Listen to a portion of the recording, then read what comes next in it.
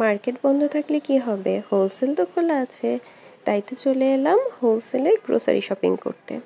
Hello, আসসালামু আলাইকুম সবাইকে। কেমন আছেন আপনারা সবাই?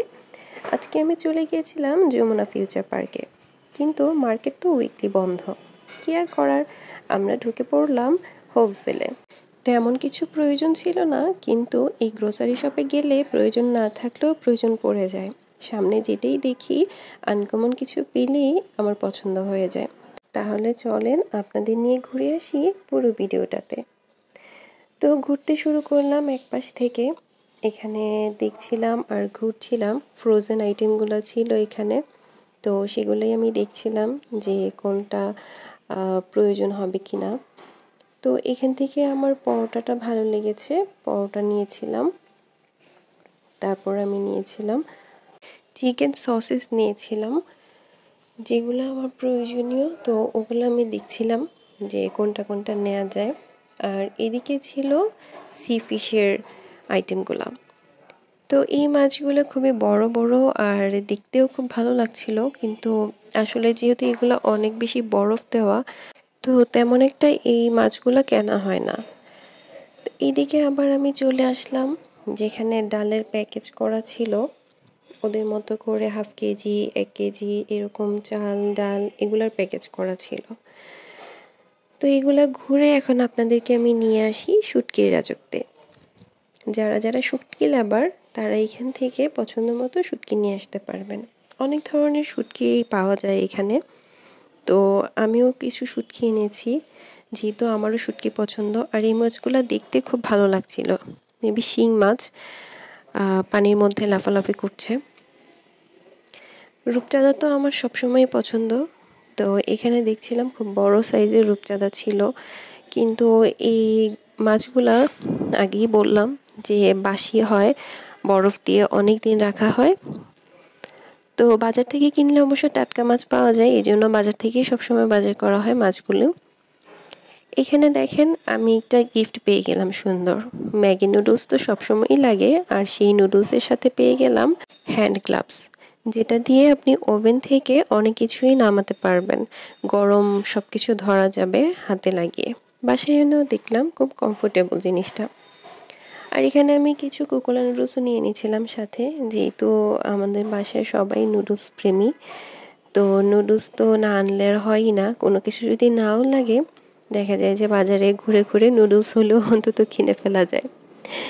আর এখানে বিস্কিটসের সমারোহে চলে আসলাম, বাট বিস্কিটগুলো সবই কমন লাগলো আমার কাছে, আমি আনকমন কিছু পেলাম না, এই জন্য আর বিস্কিট নেওয়া হলো না। এটা আবার আমার হাজব্যান্ড বলল যে কিউট একটা বক্স আছে, এটাও নিয়ে নিই।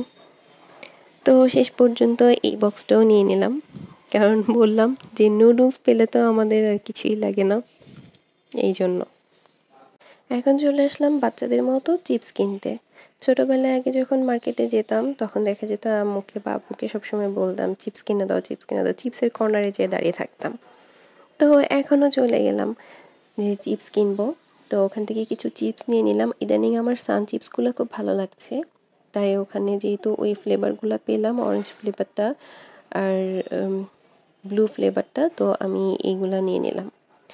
আর এদিক দিয়ে ঘুরছিলাম যে আর কি দেখা যায়, আর কি কেনা যায়, আর কি কি আছে নতুন জিনিস। তো ঘুরছিলাম আর ঘুরছিলাম, দেখলাম যে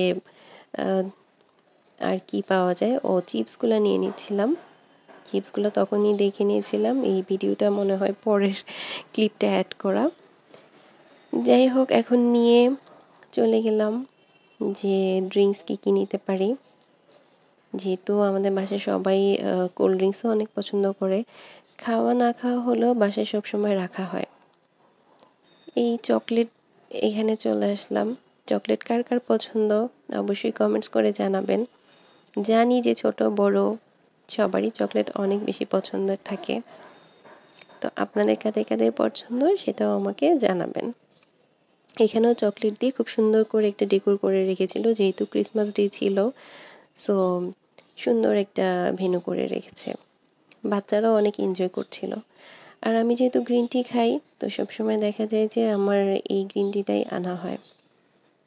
খুব সুন্দর করে সাজানো ছিল এই সাইডের ডেস্কগুলো। তো স্কিন কেয়ারের এদিকে গেলাম এখন, দেখলাম যে অনেক কিছুই পাওয়া যাচ্ছে হেয়ারের জন্য।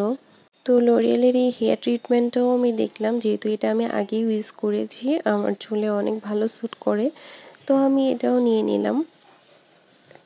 যেহেতু এটা অনেক জায়গায় পাওয়া যায় না, একটা অর্গানিক হেনাও নিলাম, যেহেতু চুল পড়তেছে ইদানিং অনেক। চুল পড়ার জন্য আসলে কি করব সেটাই বুঝি না। আপনাদের যদি কোনো সাজেশন থাকে আমাকে অবশ্যই জানাবেন।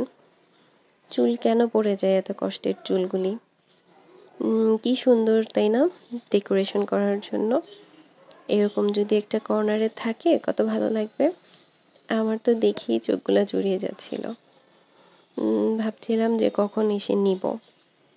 তো দেখে আসলাম, আর পছন্দ করা ট্রাই করছিলাম যে এখানে কোনটা কোনটা মানে বেশি পছন্দ কম পছন্দ সব মিলিয়ে নেওয়ার মতো পছন্দ কোনটা হয়, কারণ দেখলে তো অনেক কিছুই পছন্দ হয়ে যায়, সব তো আর আনা সম্ভব হয় না।